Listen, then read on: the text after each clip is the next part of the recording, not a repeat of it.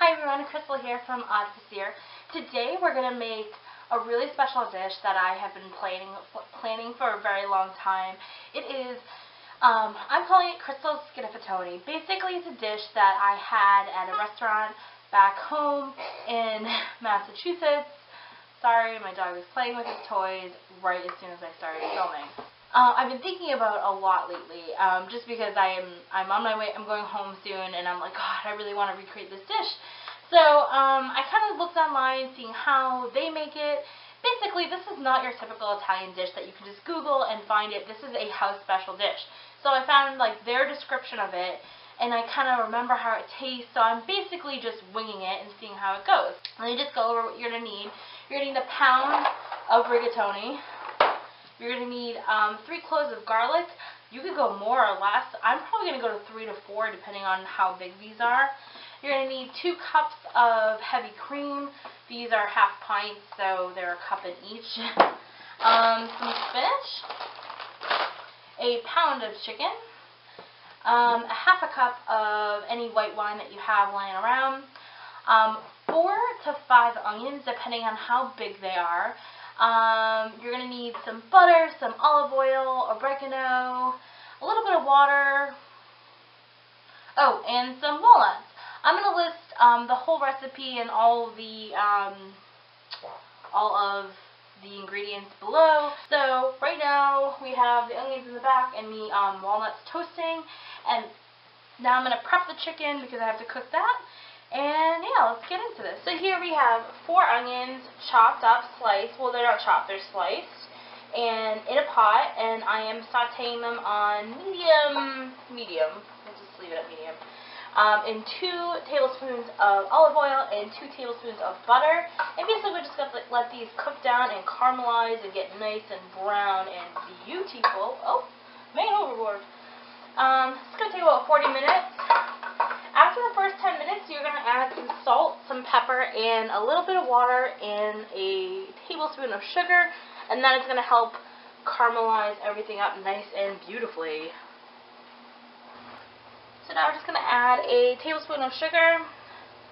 Like I said, this is just going to help the process move along a little quicker.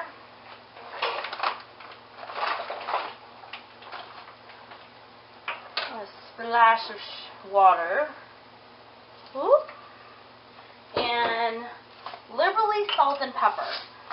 This is going to flavor our sauce later, these onions, so we want to make sure we have a good flavor base.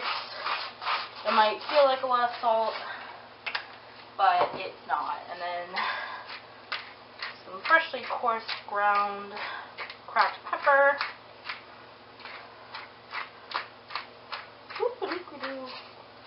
Okay, and then mix these around. These are really starting to get nice and soft. Once they start to get soft, they'll start to cook down and get brown, and that's where the good, yummy stuff starts. Alright, so I'm going to put the cap back on it and set my timer for, we're going to say 30 minutes, and then 30 minutes we'll check them and then go like that. On this back pan, I am actually going to toast some walnuts. This recipe is very much a textural recipe, so it does have some elements that need texture. And we're going to coat the bottom of the pan here with some regular walnuts. And those are just going to get toasty and toasty. Probably about 10 minutes or so. You're going to keep a really close eye on these and make sure they do not burn. That would not be a good thing. But you're just going to kind of move them around a little bit and just keep an eye on them. Back here we have some cubed chicken. This is just a pound of chicken tenderloins that I've just cubed up. I put a little olive oil, and I've actually used the same pan that I heated up the walnuts in, so it's already heated up, and it's not contaminating anything. So just some pepper and salt. I'm also going to throw a little bit of oregano in here just to give it a nice lemony taste.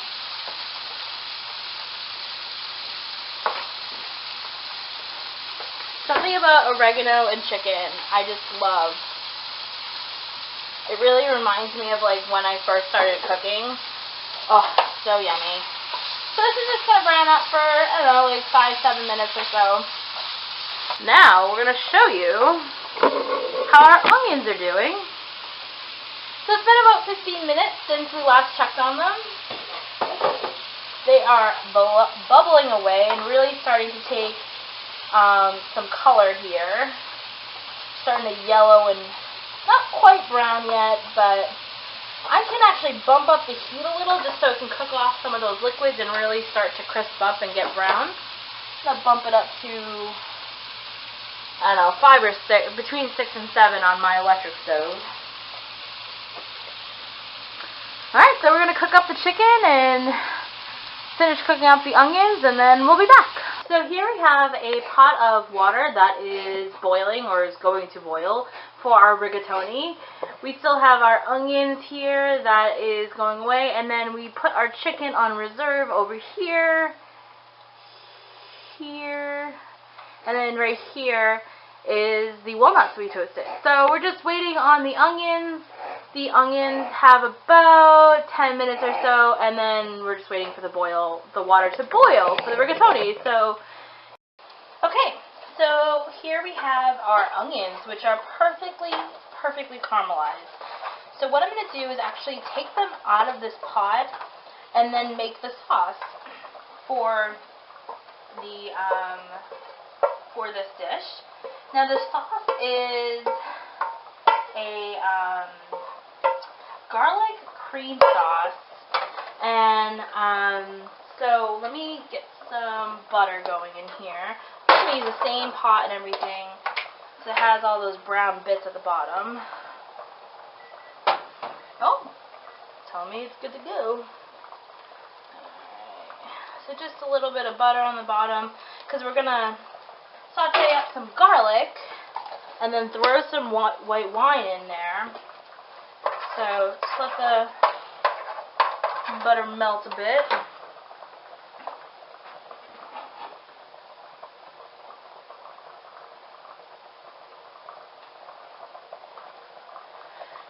Then I'm going to take the garlic and just put it right in. I use 4 cloves of garlic, but if you're not a huge fan of garlic and you want it to be a more mild garlic sauce, then use about 2 cloves. My cloves are just tiny, so I ended up using actually I think I used 4 or 5. So I'm just going to keep on stirring this. Oh, something about butter and garlic. So yummy. I have about 5 minutes left on the rigatoni. I'm just going to throw a timer on, so let that cook down. I'm going to measure out my ½ cup of white wine. Gonna wait until this bubbles a bit. I don't want to burn the garlic, but I do want to kind of awaken it.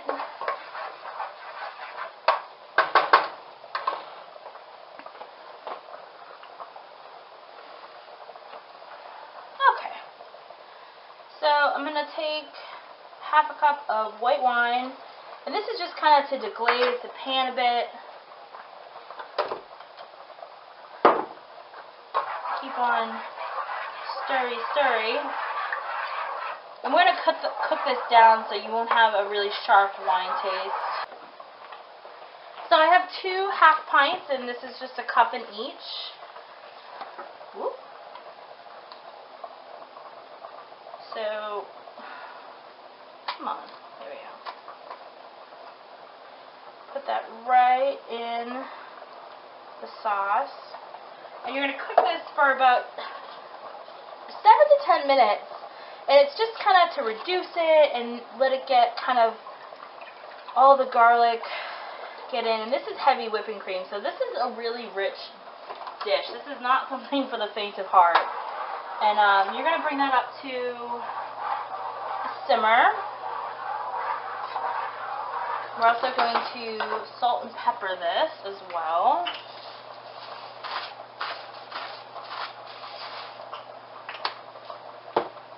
dashes here, a few dashes there.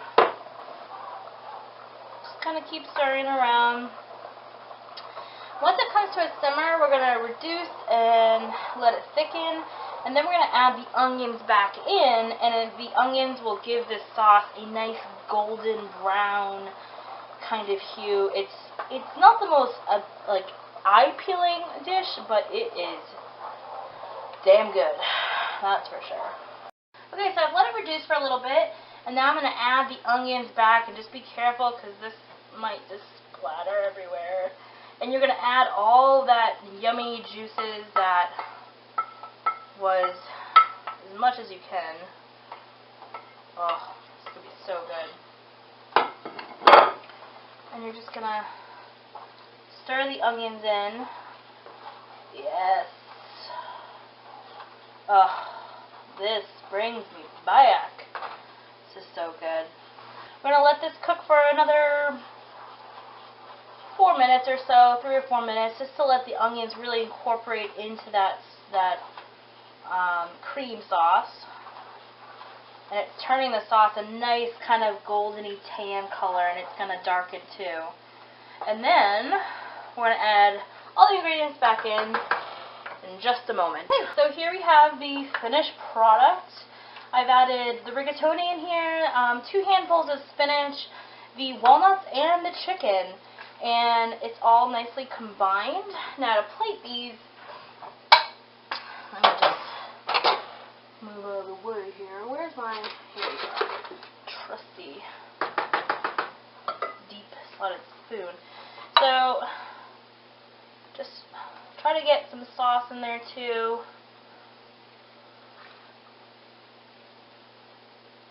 And then sprinkle some Parmesan cheese on top of that. So just take a nice block of Parmesan cheese and just grate that over the top. Oh, nothing better than Parmesan cheese. That's it for sure. Here's the finished product. I'm like so excited how amazing this recipe came out, and I hope you guys tried it at home. Please let me know if you do try it. I'd love to see your reactions with it. You need to try this. If you're like, that kind of looks good, it'll change your life. It's amazing. I hope you guys enjoyed this video. Please give me a thumbs up or a like or whatever it's called, a thumbs up, comment, and please subscribe. I really enjoy it. You guys have a great day. Bye.